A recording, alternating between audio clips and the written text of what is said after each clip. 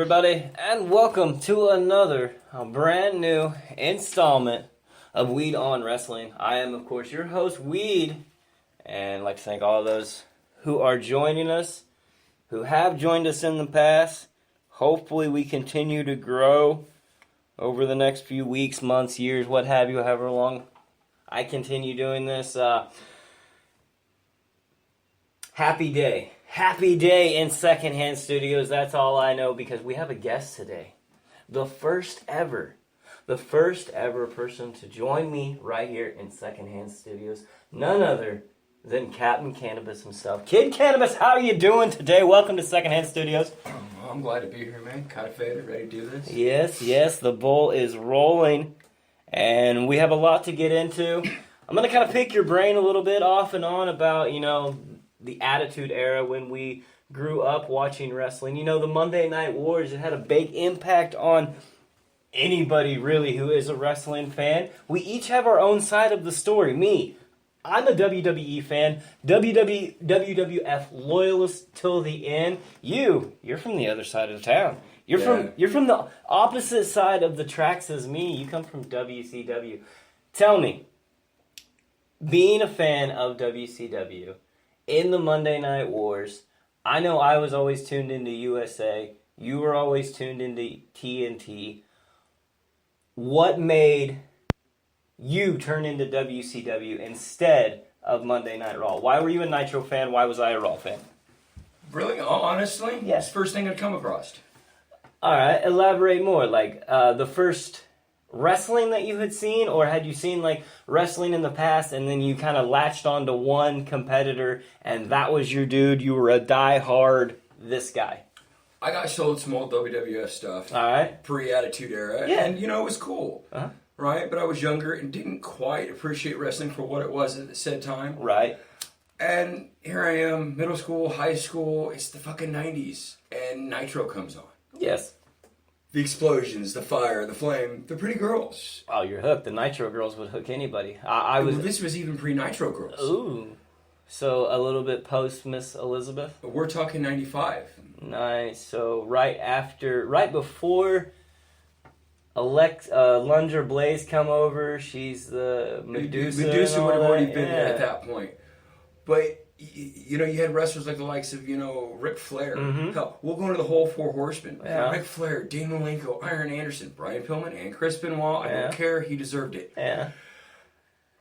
You can go on and on. So now you see both sides of the spectrum when it comes to your WCW loyalist. You were there for both multicolored Sting and then, for lack of a better word, Crow knockoff Sting. Which is exactly what they even called it. Yeah, it is the Crow Sting. Okay. And unfortunately, and luckily, I guess you could say this, I got to miss the Joker Sting from TNA. In all personality, Well, thank God we all got to miss anything that happens on TNA. I mean, anytime you get to bash TNA and run them in the ground, that's a good day. You were blessed because you got to see all of the superstars from the 80s and mid-90s in their prime.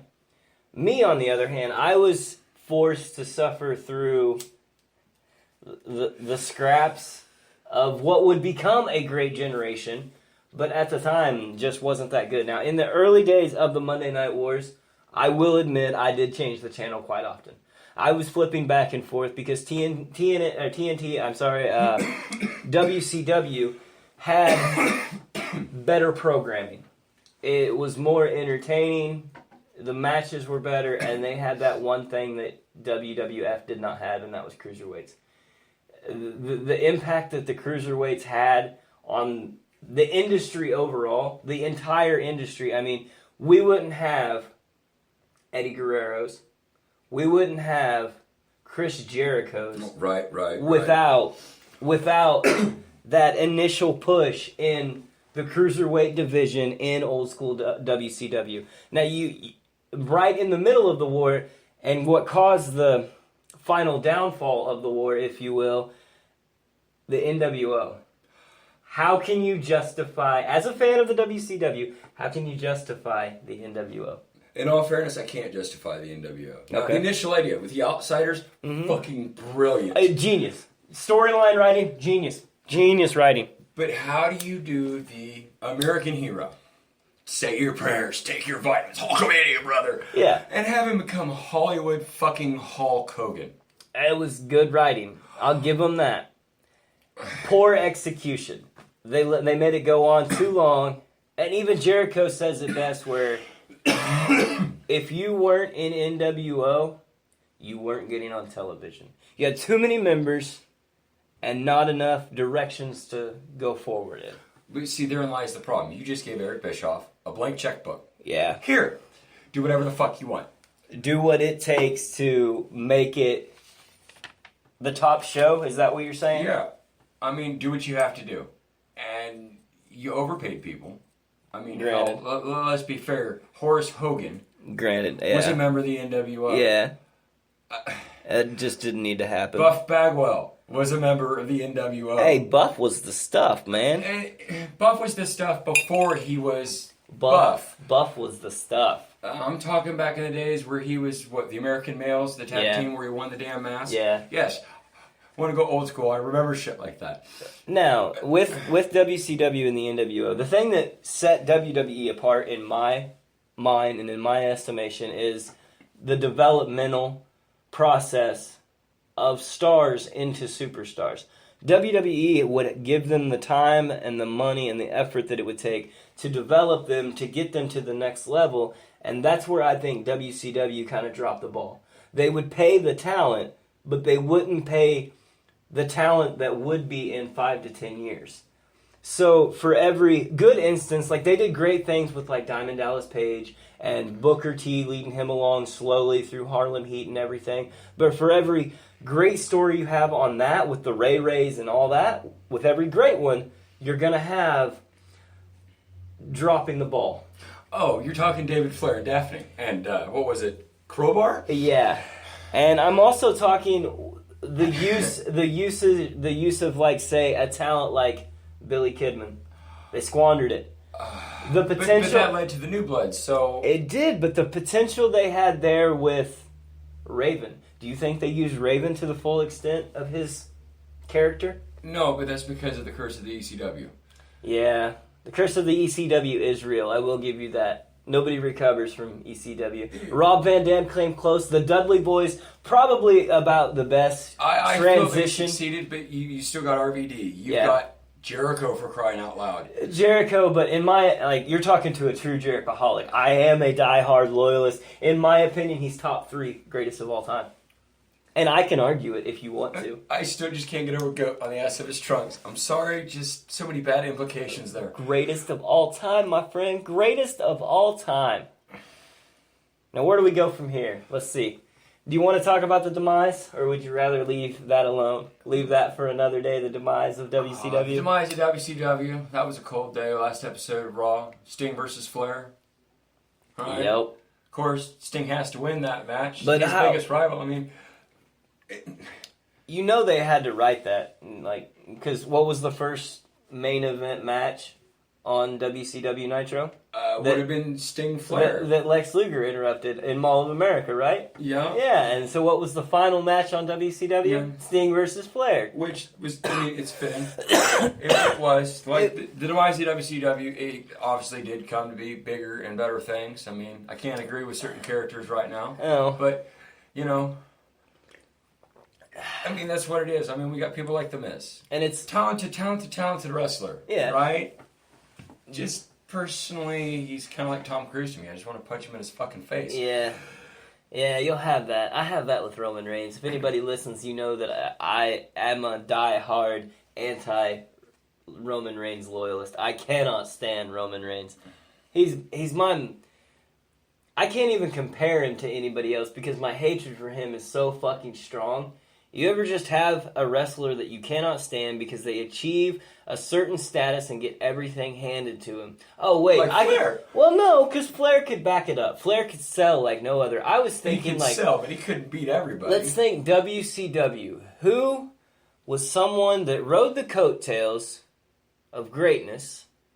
Who is someone that was way too big and just looked awkward when he took a bump, had a horrible attitude, couldn't talk on a mic, and just had no charisma whatsoever. Oh, well, we're talking Paul White, the Big Show, or a.k.a. the Giant from back in WCW.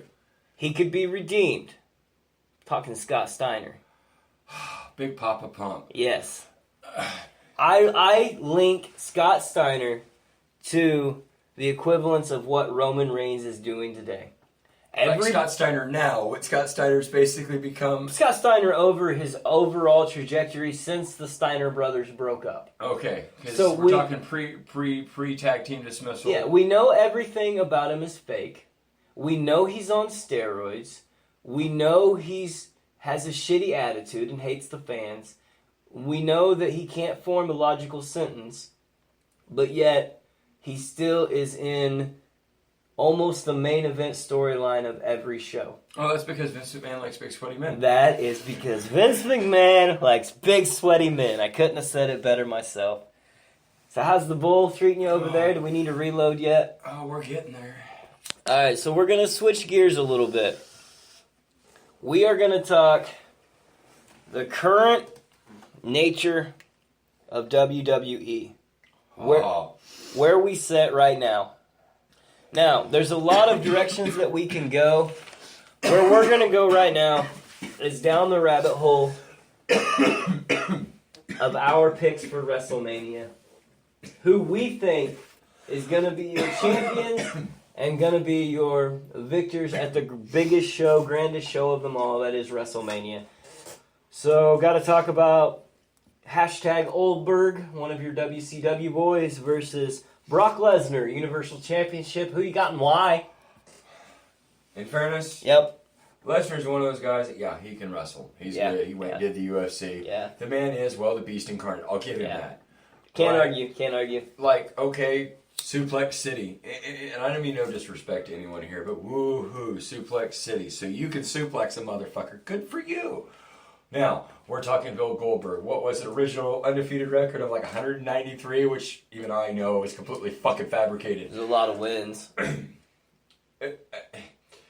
Goldberg has the ability to beat Lesnar. In a quick match. Yes. If it goes over 5 minutes, Goldberg's toast. He's in trouble. I'm not going to pick a side here. I have a hard time doing it. And that's why. In fairness, that's why. Because I'm a diehard Goldberg fan. Goldberg was... Who's next? Yeah. I mean... And what better catchphrase other than, thank you, Stone Cold. What? Yeah. I have a hard time picking, and I'll tell you why. Sometimes I have a hard time not looking beyond kayfabe reality. I breathe more into it. And I breathe into this as Goldberg's last hurrah. He's given it one last effort to put himself into the Hall of Fame. So you give him the belt one last time, and you have him not necessarily drop it at WrestleMania, but something's going to happen at WrestleMania to the point where we're going to have a new champion. I have a feeling it's going to be Lesnar. So if that means Lesnar over Goldberg at Mania, so be it. But Lesnar just announced his retirement from the UFC. Lesnar's going to need paid. Lesnar needs money. Lesnar's going to come on full time for the WWE and actually start attending shows, and he's actually going to be a fighting champion. I think this is the best storyline that you can come up with to give Goldberg one last push, only to have Lesnar redeem himself, become champion. After a minute 26-second beatdown. Yeah. Oh my god. It's a form of not only he redeems himself, but he's back on top. He's going to be touring again, and he's going to be put on the road with the WWE, and he's going to be like a fighting champion. Perhaps now you go with a Lesnar versus Undertaker rematch next WrestleMania. Retire Undertaker with the belt next WrestleMania. I fairly agree. I fairly agree. I mean, it sounds good. I know it's highly unlikely, but ideal situation, that is what I would like to see. Now, let's go U.S. Championship.